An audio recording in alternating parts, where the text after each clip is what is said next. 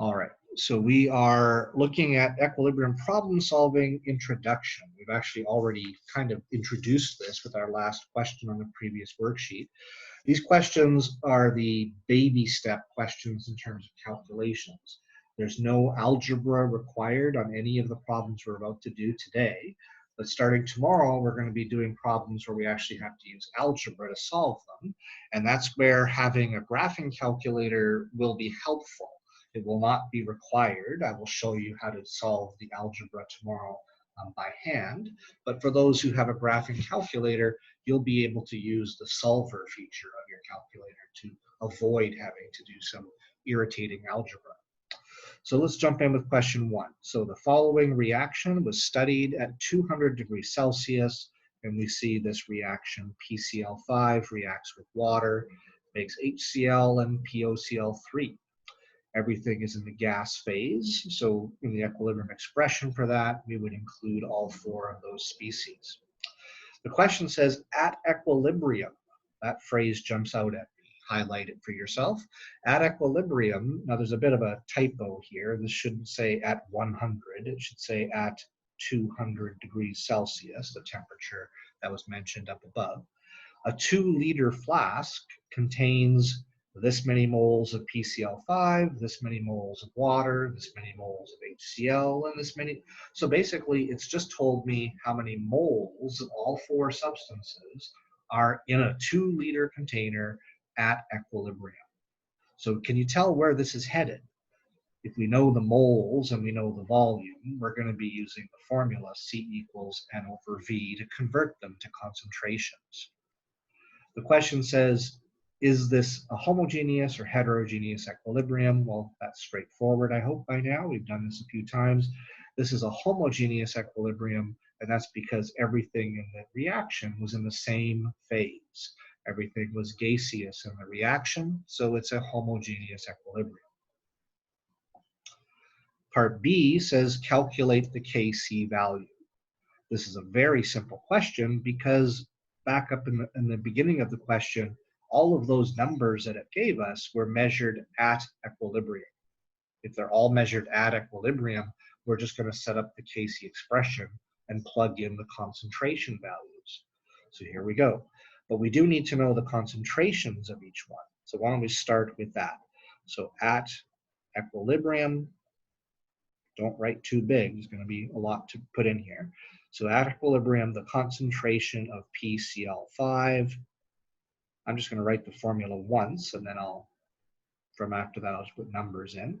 So for PCl5, it would be 0.072 moles divided by 2.0 liters, and that's going to be 0.036 molarity.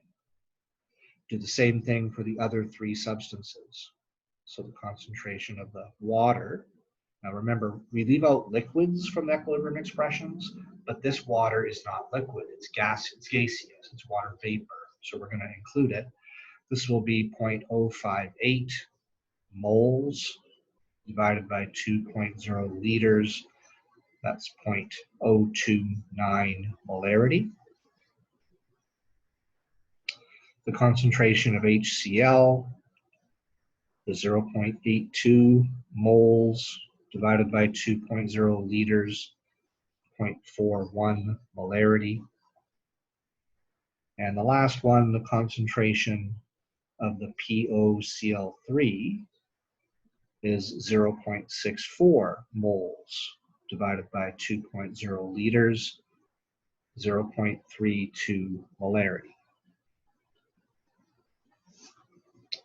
Once you have all of the concentrations at equilibrium, go ahead and set up your Kc expression and then put those numbers in and calculate the Kc.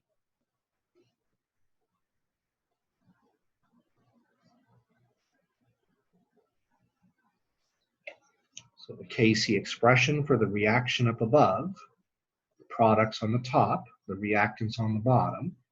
So we have concentration of HCl. Its coefficient in the balanced equation was a 2, so we'll square that, times the concentration of POCl3 divided by the concentration of PCl5, the first reactant, times the concentration of water. Okay, everything gets included because they were all gases. Equals, put your numbers in. So this is going to be HCl is 0.41, so 0.41 squared times 0.32 divided by 0.036 times 0.029. So the Kc value equals, grab your calculator and evaluate that.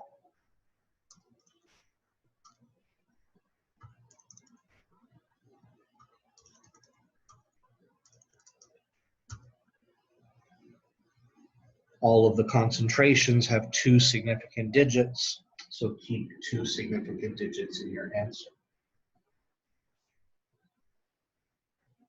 So pad note. Yes.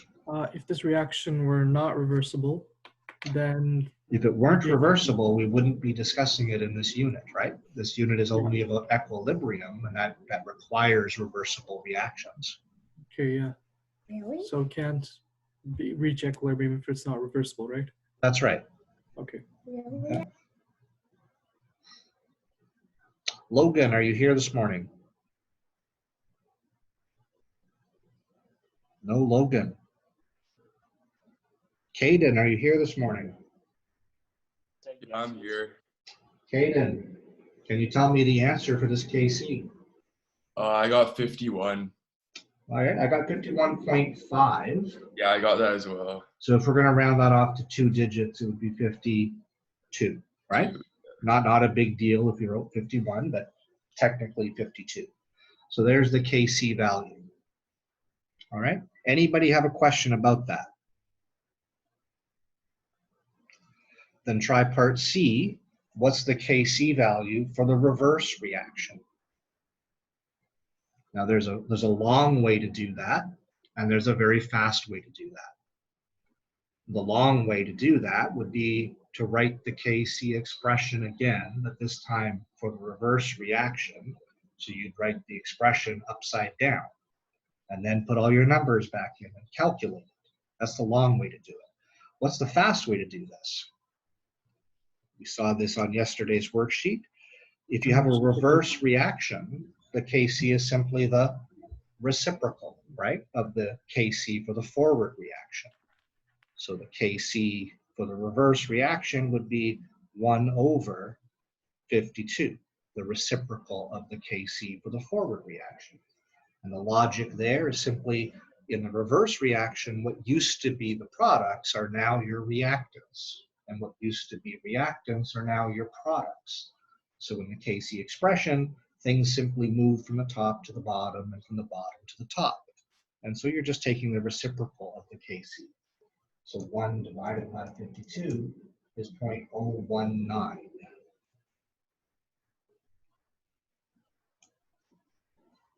Okay. Now we mentioned yesterday, just purely mathematically, if the Kc for the reaction in one direction, so in this case the forward direction, happens to be very large, then that would mean the Kc in the reverse reaction would be very small because it's the reciprocal. And likewise, if the Kc in one direction was very small, then the Kc for the reverse reaction would be very, very large. It would be the reciprocal of a small number. Question 2. It's no harder than the one we just did. It's not the same type of question, but it's very similar. At 25 degrees, Kc is equal to 798. So they gave us the Kc value for this reaction. I notice everything is gaseous in that reaction, so this is also homogeneous. In a 5-liter vessel, there's that volume again. But then notice it says the concentration, square brackets, of SO2 is 4.2 molarity.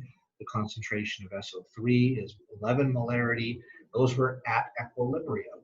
So do we actually need to use that volume for anything here? We're going to be trying to find the concentration of oxygen. Do I need to use this volume? No. In the last question, we were given moles. So there, we needed the volume to find concentrations.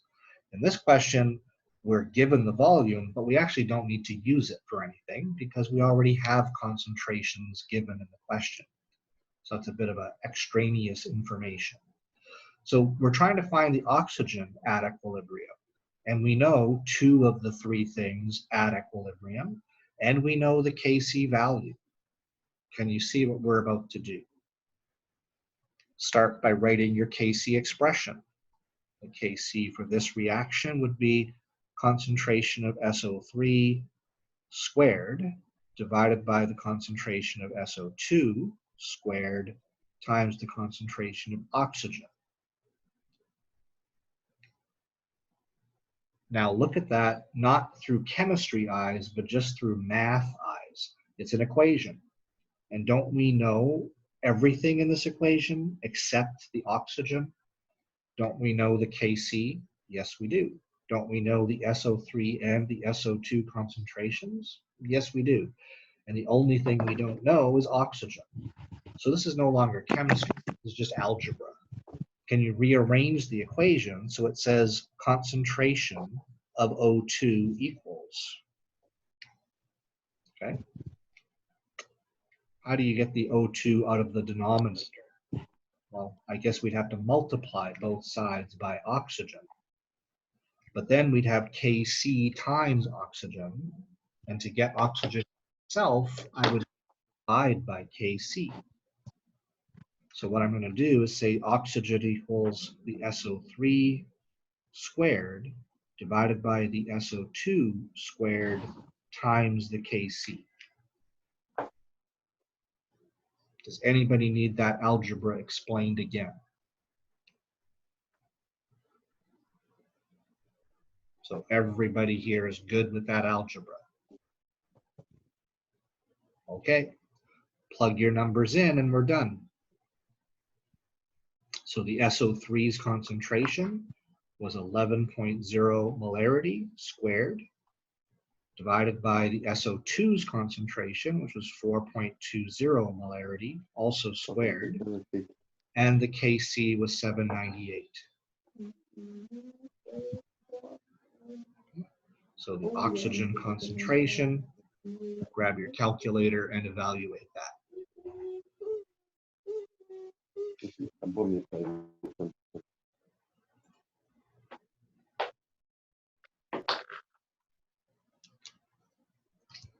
So I get 11 squared divided by 4.2 squared and divided by 798. I get a very small concentration, 0.0086. Whoops, I guess 3 significant digits. So 0.00860. Okay, concentration, You molarity. have to get the molarity first, because that is just the moles. All right. Anybody have a question about that? Isn't it not meant to be 8.69 because the last digit is 3? So I've done 11 squared divided by 4.2 squared and divided by 798.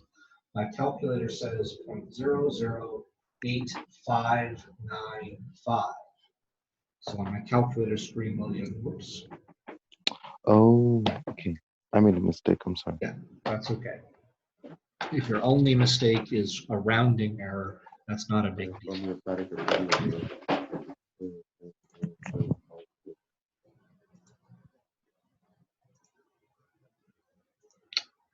Okie doke. No other questions? Can you see that those 2 questions that we've done, 1 and 2, are very straightforward, right? We knew everything at equilibrium in number 2, except for one of the things, and we also knew the Kc, so really it was just a simple algebra to find the answer, right? Okay, so move on to question 3. Consider this equilibrium.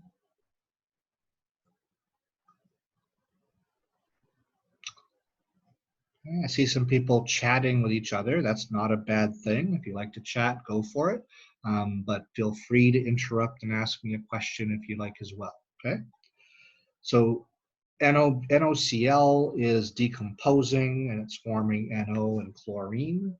Everything again is in the gas phase. When you look at these numbers, does something jump out at you? It says 0.820 moles, okay? Not molarity, this is moles. So I'm immediately going to be looking for a volume because I have to switch that to molarity. So 0.820 moles of NO and 0.660 moles of chlorine are in a 4-liter flask. So there's the moles and volume. So I'm immediately thinking C equals N over V again. I'm going to convert those to concentrations. So those are present in the flask at equilibrium. That's important. They're present at equilibrium. If the Kc is 680, calculate the NOCl in the equilibrium mixture. Isn't this pretty much the same kind of question that we just did, with the added step that we have to convert the moles to molarities? Okay, so let's do that. Mr. P. Yeah. Mr. P. Is it because I said consider the following equilibrium? That's why we can assume all the information is at equilibrium. No, it isn't. So that's not it. Okay, so when you look at the numbers, 0.820 moles, look at the second sentence, William. It says that these moles are present in a 4-liter flask at equilibrium. Oh, okay. It's that's where we know it's at equilibrium. Okay. Okay, thank you. In a few minutes, we're going to see questions where it says consider the following equilibrium, but then we have to set up an ICE table because the numbers will not all be at equilibrium. Okay. Thank you. These numbers are equilibrium, so let's calculate them. The concentration of NO is 0.820 moles divided by 4.00 liters. The concentration of chlorine is 0.660 moles divided by 4.00 liters. Grab your calculator and do those.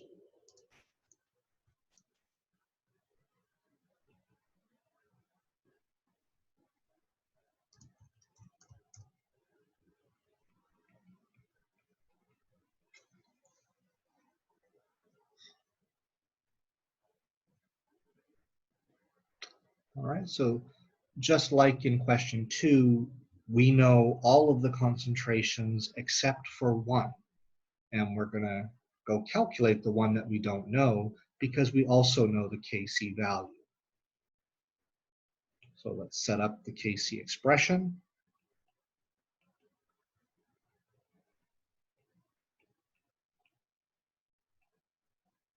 Products over reactants. Be sure the coefficients become your exponents. Okay, now this is very similar to the last question, but does anybody see that there's going to be one little tiny added irritation as we go Square through? root. Say that again? There's going to be a square root. Yeah, the thing we're looking for, the NOCl's concentration, is being squared in the Kc expression. That means to find it, we're going to have to square root at the end, aren't we? So you could do this in more than one way. Let's start with the algebra. The NOCl is in the denominator. So to get it out of the denominator, we need to multiply both sides by that. And then we'll have to divide both sides by the Kc value. So we'll end up getting that the NOCl concentration squared is equal to NO squared times Cl2 divided by Kc.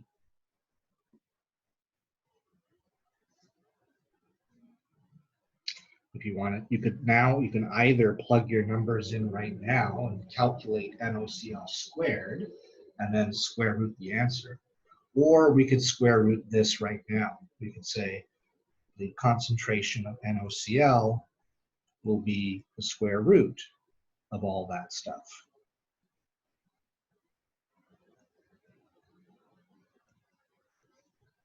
Okay. Plug your numbers in.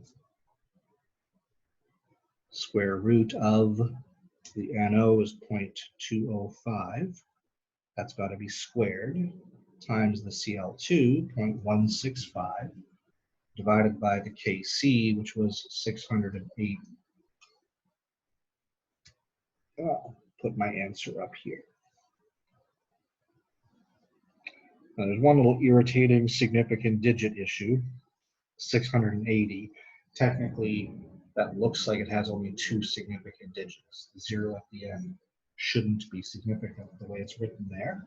So I'll round this off to 2 digits. 0.205 squared times 0.165 divided by 680 equals, and then this number has to be square rooted. So the square root of my answer, I get that the NOCl concentration is 0.0032 molarity, right? If it's a concentration, it's a molarity.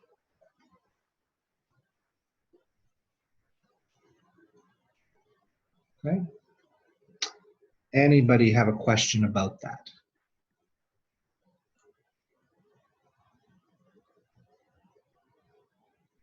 Okay.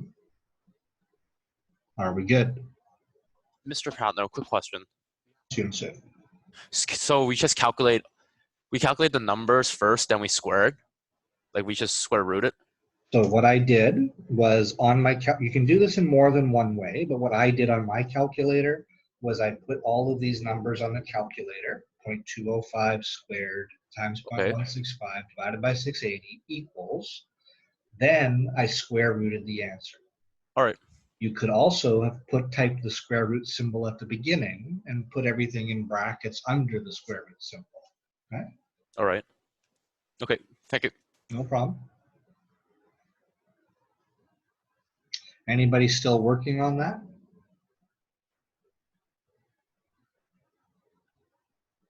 I will take silence to mean we can go on.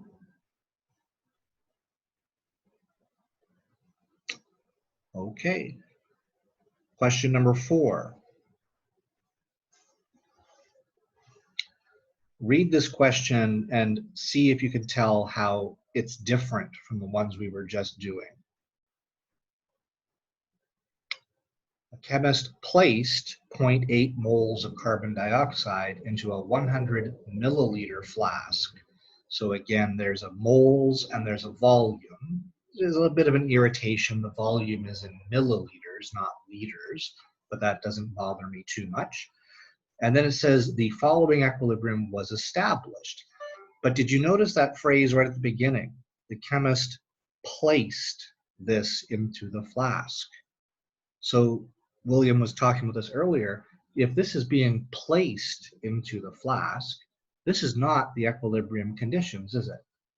That would be the initial conditions. So we're telling us here initial conditions. But then it says in the next sentence, at equilibrium, she finds the oxygen's concentration was this.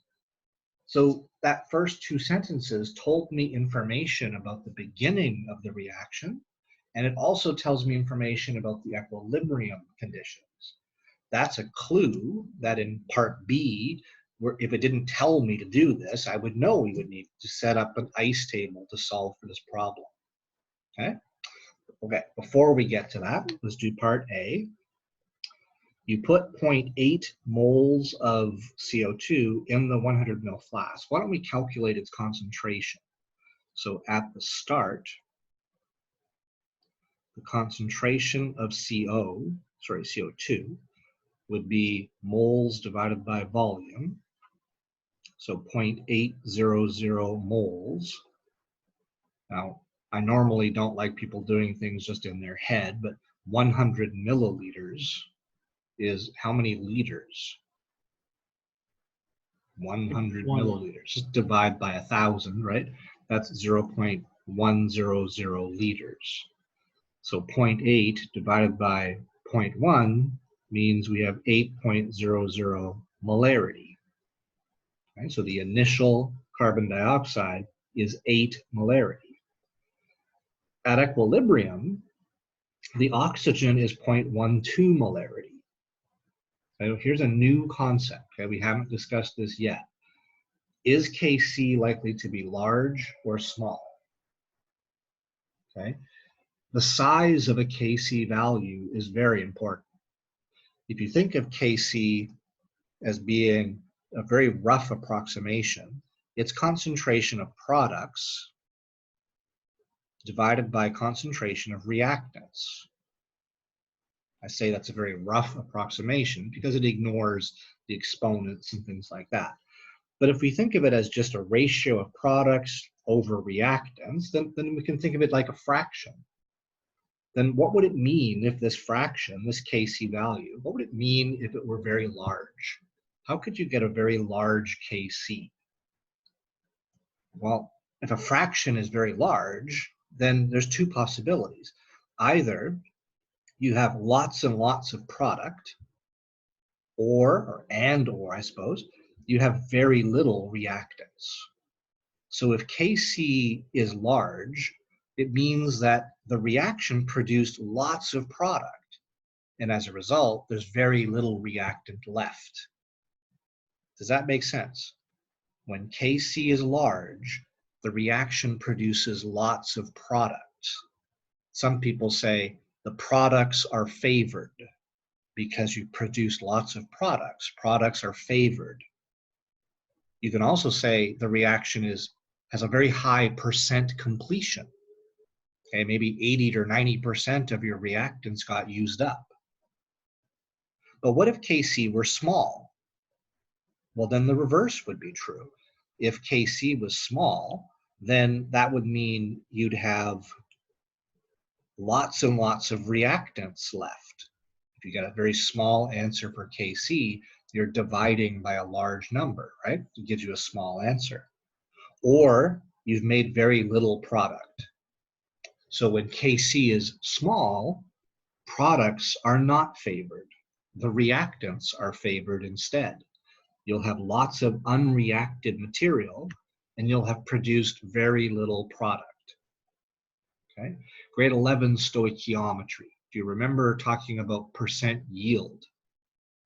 If a reaction has a very large Kc value, then it will make lots of products. You're quite possibly going to have a very high percent yield. But if that reaction has a small Kc, you'll make very little products, even if you're the best experimenter in the world, because the small Kc value means you get very little product. You'll have reached equilibrium without making much product. So in this case, we began with 8 molar carbon dioxide, and at equilibrium, we made 0.12 molar oxygen. So based on what I've just been saying, what do you think the Kc will be, large or small? Somebody give me an answer. I think the Kc value is probably small because compared to the 8 moles that we started off with of the CO2, we only made 0.12 moles of oxygen. That's almost perfect, Asma. The one thing is you said moles when you should have said molarities, right? So we began with 8 molarity carbon dioxide, so a pretty high concentration of reactants. And you're right, we made very little product. We made only 0.12 molarity oxygen. So if you didn't make much product, then this will have a small Kc value, okay? So since very little, now let me be clear, it's not just because 0.12 is a small number. It's because you started with a large concentration of CO2 and then only made a small concentration of product. If you had started with only a small concentration of CO2, then yes, you're only going to get a small amount of product no matter what, right? So it's not just because the product number is small. It's because you began with a large amount of reactant and created only a small amount of product. Okay, let me say it like that maybe. So we started with large concentration of reactants and made only small concentration of product. So Kc will be small. Okay? When you make very little product, Kc is small. Let's see if that's true. The next part, part B, says calculate Kc for this reaction, and to do that we need to set up the ICE table. Do you see why we need this ICE table? It's because we knew the initial carbon dioxide and we know the equilibrium oxygen. In the first few questions we did, we didn't use ICE tables because everything was already at equilibrium. Okay? We're going to go for about 3 or 4 more minutes. We'll finish this question and then we'll call it a day. Okay? I realize it's getting close to noon already. So let's just jump in here. So we write the balanced equation. 2 CO2s produce 2 COs and 1 O2. You can eventually, you don't have to write ICE. You can just leave that out if you like. But just for your notes here, might be good to put it in. So the initial carbon dioxide, that's what the I stands for, was 8.00 molarity. The way the question read, nothing else was put in the container at the beginning. So those start, the CO and the O2 start at 0. The question said at equilibrium, so we jump down to the third line of the table, the oxygen's concentration was 0.12 molarity. Right? It was already a molarity, so we didn't need to divide that by volume. Can you fill in that table now? I'm going to use a different color of pen. So the oxygen, if it began with 0 and finished with 0.12, it gained 0.12. If the oxygen is gaining, then the CO, which is on the same side of the equation, also has to gain, and the CO2, which is on the other side of the equation, has to lose. Now we look at the Stoic Geometry, the balanced equations ratios. There's a 2 in front of CO and only a 1 in front of oxygen. So the CO is going to gain twice as much as the oxygen. So we'll get 2 times 0.12. The CO also has a 2 in front of, CO2 rather, also has a 2, so it will lose 2 times 0.12. So at equilibrium, the carbon monoxide, CO, is going to be 0.24 molarity, 2 times 0.12, and the oxygen would be 8 minus 0.24, which is 7.76 molarity. Okay. Please ask if there's anything there that doesn't make sense.